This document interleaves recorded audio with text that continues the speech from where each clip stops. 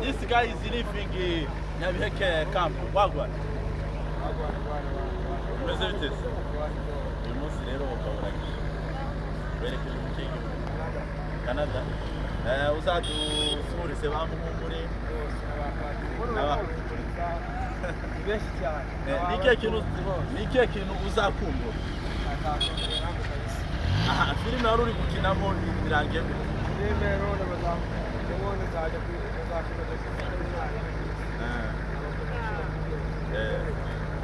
aha niki wabwira rero abakinnyi n'abantu muri filime ubu ngubu ukaburagiye tubwire rero bakomereze ibyo barimo kabisa Hussein yabwiza akina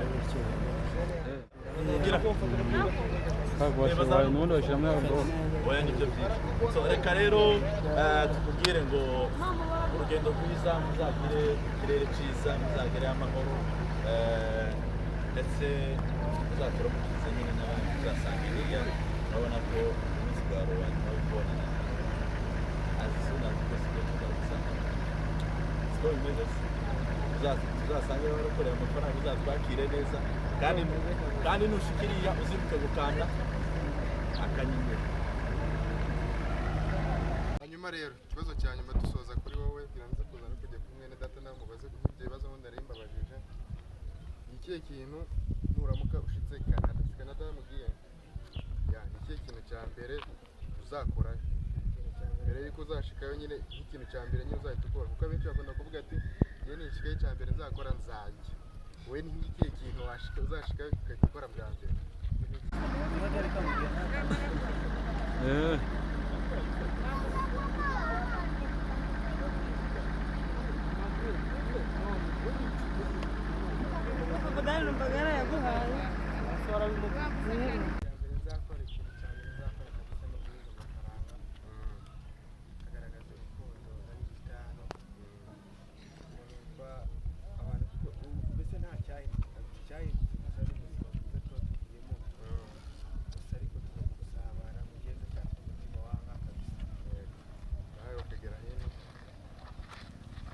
Tugana ku musozo reka tubaze n'ubu nawe ubundi twikomereze ajya batubwiye ko yitwa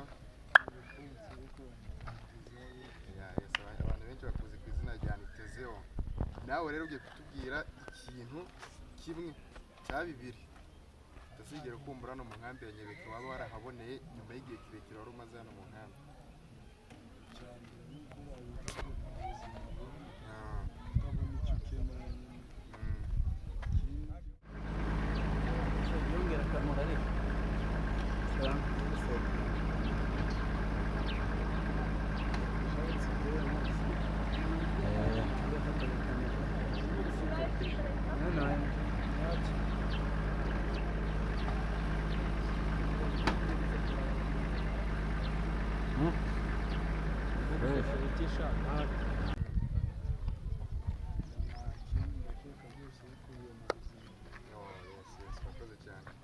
Hanyuma ikindi cyiza kabisa uzagenda uvuga ati kabisa hano mu nkambi nubwo nahavuye ariko iki kintu cyari cyiza kabisa nari nkakundira iki kintu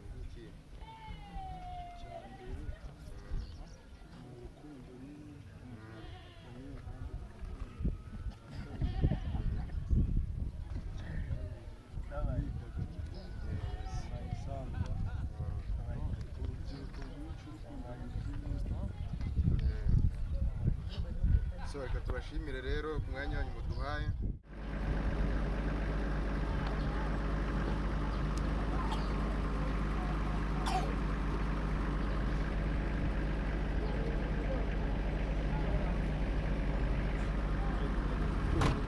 Dukomeze kubwira inshuti zanjye za hano dukomeze tubane ubu ngubu ikintu kigiye kurikiraho ngiye kubereka uburyo bagiye kugendamo rero uburyo bagiye kurira mu modoka tunabasezera nyine uburyo abantu bagiye kubasezera hano ku kibuga cy'imodoka cyo mu nkambi ya Nyabiheke bagiye kwerekeza i Kigali nyuma y'iminsi mikeya baraba buriye indege i Kanombe.